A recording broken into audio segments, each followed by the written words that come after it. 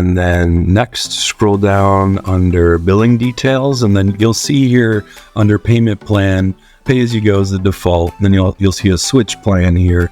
If you click that, that's where you can choose between pay as you go and prepaid. So the main difference is pay as you go is more for search token, bulk upload, and investigator order users.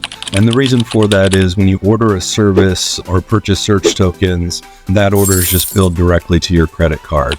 Prepaid plans are more for API customers. So as you run queries against the API, we just slowly chip away at that prepaid balance, and then once your balance gets low, it just gets automatically replenished back to whatever prepaid amount you selected here. So hope that helps clarify.